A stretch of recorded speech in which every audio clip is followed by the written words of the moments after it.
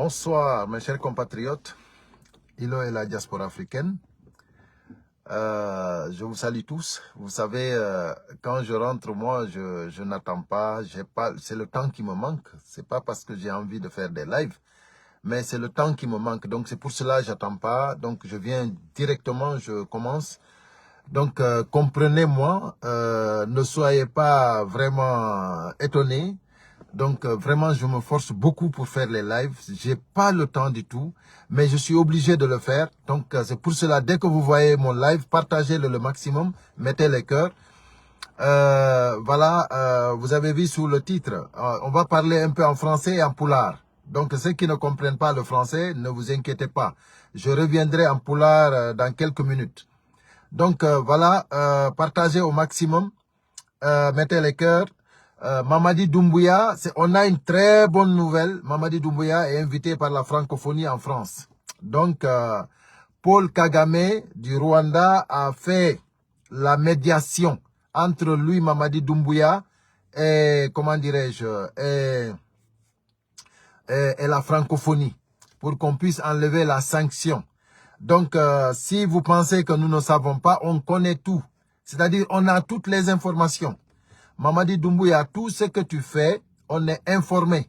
Donc c'est pour cela, on dit à tous les abonnés, ceux qui ne sont pas abonnés, abonnez-vous. Parce que ici, ça va se savoir. Mamadi Doumbouya, dès qu'il vient ici en France, je dis bien, c'est l'élite française et le français lambda qui saura que c'est un criminel qui est arrivé en France. Et nous, les Guinéens, nous n'allons pas l'accepter. C'est une personne non grata ici en France, même s'il a la nationalité française. En tant que c'est le président, il se nomme là-bas président de la transition en Guinée, Mamadi Doumbouya, en tant qu'il prend la Guinée en otage, il ne peut pas être ici une personne bienvenue ici. C'est une personne non grata ici. Mamadi Doumbouya, il faut savoir qu'on ne va pas te louper. On ne va pas te louper. Donc, toi qui es en train comment dirais-je, de mettre ici les têtes de monde. Ça dit, toi, tu es tout simplement quelqu'un qui n'a pas honte. Parce que si tu avais honte, tu allais savoir que même Mamadi Doumbouya ne te fait pas confiance. Parce que lui, Mamadi Doumbouya, il sait que déjà lui, c'est un criminel. Donc, si vous soutenez un criminel pour être président de la République de votre pays, c'est parce que vous ne valez rien. C'est parce que vous n'êtes pas réfléchi. C'est parce que vous êtes un zéro, tout court. Donc, mes chers compatriotes, c'est une très bonne nouvelle. Partagez au maximum. Le 4 octobre, Mamadi Doumbouya est invité à Paris. On saura, justement, avant qu'il arrive, on saura à quelle heure, on saura encore, comment dirais-je, quel jour, si c'est le 4 ou le 5. C'est pour cela qu'on vous dit de vous abonner. Abonnez-vous, vous allez savoir. À n'importe quel moment, on va vous informer directement pour que tout le monde pour que tout le monde ait l'information. Mais, soyez alertés, mes chers compatriotes, parce qu'il ne faut pas qu'on loupe cela. Le jour que Mamadi Doumbouya viendra, même si vous devez aller au travail ce jour-là, n'allez pas au travail. Parce qu'il faut qu'on puisse vraiment lui réserver un accueil chaleureux. Il faut qu'on lui réserve un accueil chaleureux. Donc c'est pour cela qu'on demande à tous les Guinéens qui vivent en France, qui vivent surtout à Paris, d'être alertés. Voilà. On vous demande encore de vous abonner pour beaucoup de choses. Parce que vous savez, la transition termine le 31 décembre 2024. Donc, à partir du 1er janvier, tous les dons vont changer. Voilà, il faut que vous le sachiez. Donc, mes chers compatriotes, le moment maintenant est venu pour que la diaspora guinéenne puisse maintenant prendre le relais. C'est nous maintenant, la diaspora, qui va prendre le relais.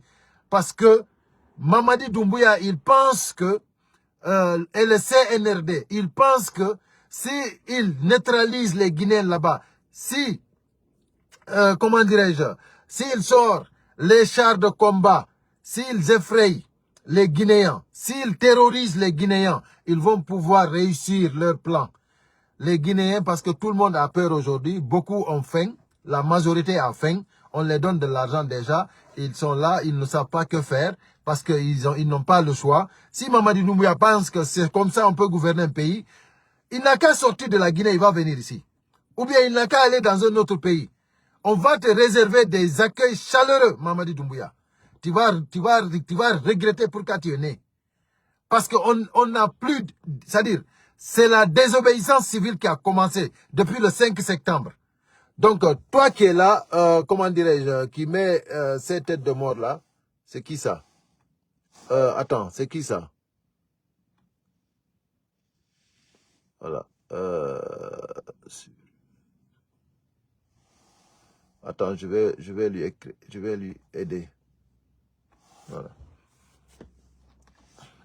Donc, sincèrement, il faut que les gens sachent que, c'est-à-dire, Mamadi Doumbouya, on ne peut pas le louper. Lui, il pense que gouverner un pays, c'est comme ça. On va lui démontrer que c'est fini à partir du 1er janvier. C'est-à-dire, la désobéissance civile déjà a commencé depuis le 5 septembre. Et maintenant, à partir du 1er janvier, c'est terminé la récréation. C'est terminé. C'est-à-dire, tous les ambassades que tu vois là, tout ça, on va les dire, retour à l'envoyeur. Ils vont tous rentrer en Guinée. Parce qu'on ne va pas les pardonner. Tu penses que nous, on va laisser là. C'est-à-dire, vous avez pris Fonike Mengue et Biloba. Mais vous avez, c'est-à-dire, il y a des milliers de Fonike Mengue. Il y a des milliers de Biloba. Ça, il faut que tu le saches. Il y a des milliers de Fonike Mengue. Il y a des milliers de Biloba. Donc, voilà. C'est comme ça. Voilà. Aïcha, Kamara, toi, tu es banni pour de bon. Voilà. Donc, il faut que vous sachiez que c'est la récréation qui est terminée. Retour à l'envoyeur, tous les ambassades de Guinée, à partir du 1er janvier. C'est terminé. On est en train de nous mobiliser. On a des milliers et des milliers de Fonike Mengue. C'est pour cela qu'on vous dit de les libérer. C'est pas parce que vous avez pris Fonike Mengue que les choses sont Biloba que les choses vont s'arrêter. Les Guinéens vont continuer le combat. Mamadi Doumbouya, tu n'as pas par où passer. C'est terminé. Pourquoi? Donc, mes chers compatriotes, partagez au maximum. Et il faut que tout le monde sache aussi que samedi, on a une manifestation, une très grande mobilisation. À partir de 13 h, il faut que tous les Guinéens soient à la place Victor Hugo. À partir de 13 h samedi, tout le monde à la place Victor Hugo. C'est ça, mes chers compatriotes. Le message ne doit pas être long. L'arrivée de Doumbouya, mobilisation samedi. C'est ça que je suis venu, c'est les 2 points. En français, pour que ça soit clair. Voilà. Mes chers compatriotes, c'est ce que je voulais vous expliquer. Partagez ça au maximum et je vais expliquer en poulard. Voilà. On a que Moussibian. Haray, donc Andy, Hande, comment dirais-je? Hande ko jeudi 26 septembre 2024. Donc, Ming Ilo et la diaspora africaine. Voilà, comme d'habitude, ils ont Andy. Harami Dotoro ont toujours son nati, yon sendi tout, yon wadu cœur jeding, yon waou kadi abonagol, parce que piji bouy no feundi no sati kadi aroji. Voilà, haray don andi francophonie, on no invite Mamadi Doumbouya, dans le 4 octobre, be inni. No way wonde wewta le 5 mi anda, donc mais men andi no ya ko ratme yon abono moƴƴa ko page. Harasi goɗɗum waɗi directement on anday. Donc comment dirais-je, ko oya hono entelanni ko président rwandais on Paul Kagame ko kanko waɗi médiation on hakkunde Mamadi Doumbouya e francophonie on fiyoɓe ittu sanction on. Donc fiyoɓe wawmo invitugol, andi simo sanctionna o wawatake invitede. Donc fiyoɓe wawmo invitugol, il fallait enlever la sanction. Mais kono jama on no doit andude kadi piyum gotum. C'est-à-dire, francophonie ba, communauté internationale ba, Union africaine ba, CEDEAO ba, ko kambe je la Guinée. C'est-à-dire, il faut que Guinée ben anda wondema, goɗɗo wawata joɗagol to waɗa conférence, han ƴetta leydi manding en otage. Ko kambe siɓe faala, yoɓe ɗumanno hono entelanni, yoɓe yewtude Mamadi Doumbouya. Siɓe faala ɓe yewtude Mamadi Doumbouya. Siɓe faala ɓe wallito Mamadi Doumbouya. Mais enen, sen andiniɓe wondema Mamadi Doumbouya ko enen joƴƴinimo ɗon, ko enen kadi wawatamo kadi lamminde, ko enen andi si o laamoto so o laamotako, mais haray lanni Le combat est assez, gagné que combat. Donc, nous a dit, il ne faut pas y un wopu. Wata un wopu. Samedi, yaltu gol massivement, andinel élite française on, gentite moja comme on y de kon. Ina yon siku wondema on tigi no jogi tang argol wada do live. Comme on est woli de dundo, ko parce que il andi c'est important. Na dum mi ala tang. Mais quand je me force, fi wawgol humpitugol jama on, l'essentiel. Il faut que jama on anda dundong. Donc, haray l'essentiel on, ko yo jama on y achitu golle mun deng e samedi. Yo jama on yalto e confort mungon e samedi. Yo jama on accu wigol mi do yey golle ko dum hadi mi yaw golle sifa o mobilisation do. Wayne ko golle yette jour ji nyande sifa di mobilisation watta yette jour ji parce que leydi men ndin hewti don. Ino wodi bandiji ko communauté international ga wonbe wallitade Mamadi Doumbouya fi yobe jogito leydi men ndin. Bayi be andi Mamadi Doumbouya wawata gérer de la Guinée. Donc si ko kanko woni ton be heba ko be faala kon. Ko intérêt mabbe be jokki. Enen intérêt men gon kondu. Enen Guinée yembe enen intérêt men gon kondu.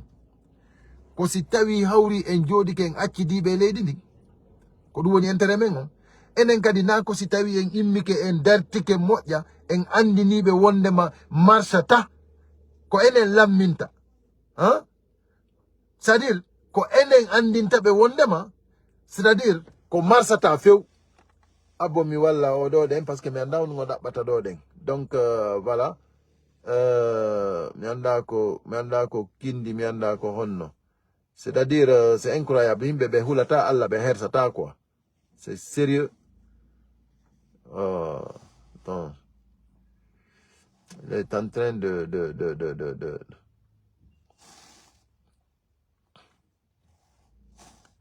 Orodeng, il n'a même pas honte, quoi. Il fallait que je lui bannisse parce qu'il n'a même pas honte. Ah non. Je voulais lui bannir téléphone. Voilà. Donc, voilà. Mais ce qu'on himbe be ulata alla be hersata quoi. Ndaru mojodi do mo winda do commentaire di ko démagogue. C'est-à-dire be ulata alla be hersata. Mais kono ils vont voir. Payilang andi.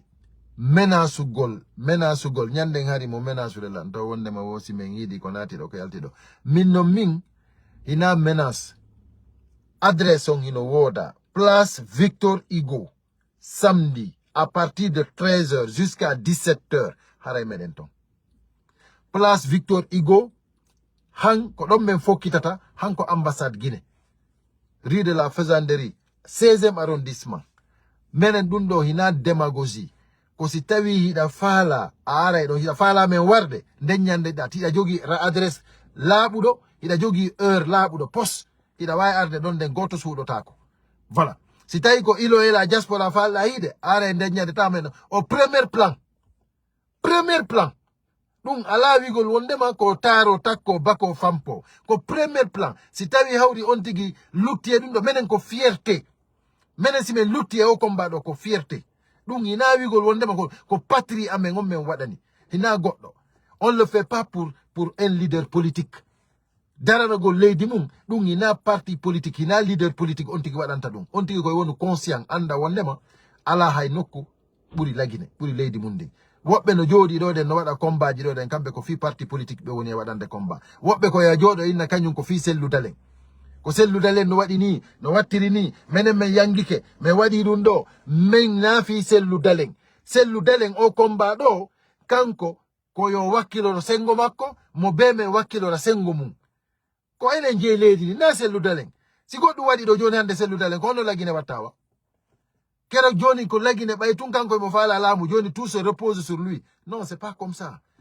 Donc hare waton jabu goto dayna on waton accu bandi ardo leydi mending waten accu bandi ardo leydi mending hara ko sifa be yimbe jotto de wigol no ko fi sellu ko naati do na fi sellude ko bandi men inni ardata ko leydi mending leydi amen ndi bandi ardata ko ndi onon non jokkube intérêt personnel sikki wondema on waway wadugol ko faala don jokke menen ko men inni on cette fois-ci la récréation est terminée. Voilà. Désobéissance civile on fuɗɗike. Samedi, mobilisation grandiose. Voilà.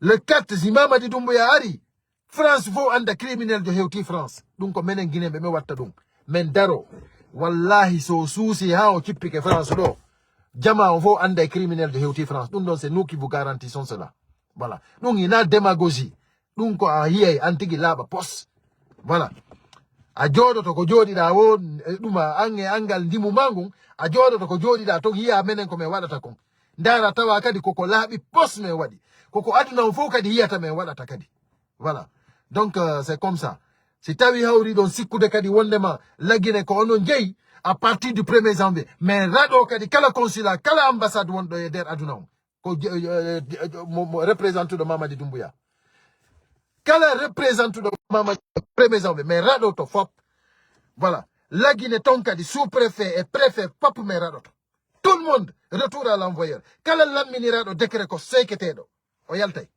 ɗum ɗon c'est comme ça ɗum ɗon hande kadi haray lanni parce que si tawi o feetiri ha o jooɗike Allah 31 décembre hewti o nodditali o waɗi ko dowa wadde ko ŋeña wallahi ɗum ɗon on ko min haalani on yiyanay hoore moɗon laamu goɗɗo laamota forcé ko peuple on lamminta a wawata ƴettude pinka e charte de combat ji inna ko ɗum laamorta mais andinte ça ne marchera pas le pays ne sera pas gouvernable si tawi Mamadi Doumbouya hewti ɗon si tawi ɗon e ɗon ɓe bonnali fi makko komi innuma il ne pourra plus gouverner en Guinée parce qu'il y aura pas de sous-préfet il y aura pas de préfet aux délégations spéciales ko waɗi fof ɗum fof men dégagé il y aura personne parce que maire ɓe ɓen ko ɓen duwano wonde ɗon joni noon ɓay noon ko décret o waɗi o joƴƴini délégation spéciaux ji mi anda spécial ji menen ko à partir de janvier ɓen ɗon fof ko dégageteɓe décret Mamadi Doumbouya ça ne fonctionnera plus voilà ɗo kanko à l'étranger kan ɗum ɗon ambassade il y aura plus voilà gouvernement d'union nationale consensus voilà haray ko force vivant woni e waɗoyde gouvernement mum on ko ɗum ɗon min ƴettoyta en compte voilà si tawi on anda mi andi noon ko teddungal e moɗon donc haray musidɓe an ko ɗe toɓɓe ɗo ɗiɗi addunolan tigui tigui ko fi arrivé Mamadi Doumbouya on kañum e fi comment dirais-je kañum e fi manifestation on ɗo ɗen samedi haray jama fof no noddita yandi haray ko yon abono moƴƴa kadi andi ton wondema haray ko fi alertugol arrivé Mamadi Doumbouya on hara goto habbaki ha nodde voilà si innama tum Mamadi Doumbouya nokkel kaari yandi hay siɗa ñamude acciti ko ñamata kon ƴetta heña yaha parce que c'est très important yandi mi jeeji on sendite moƴƴa hara on fijirali kala mo noddoya kala yoyɗo no publia Mamadi Doumbouya leere kaalijo ñalande kaari wata goto fijir hay siɗa ñamude ko golle kan haray mo be no duwa waynade hara no andi ɗen balɗe ɗon on tigui gollata parce que ko fi leydi men ndi voilà haray on jarama ko wakkilagol moƴƴa mi aroya janggo si Allah jaɓi fi o serag moɓe faala onno ɓe weldiɓe usufalima France ɗo mi aroya janggo si Allah jaɓi mi yewta en seeɗa fi maɓɓe mi andinaɓe kamɓe kadi kaydi maɓɓe loppike c'est terminé voilà en janggo si Allah on jaɓi haray jamme kise woni meɗen à bon entendeur salut je salue tout le monde est salué partagez au maximum c'est comment dirais-je demain je reviens sans manquer voilà à très bientôt.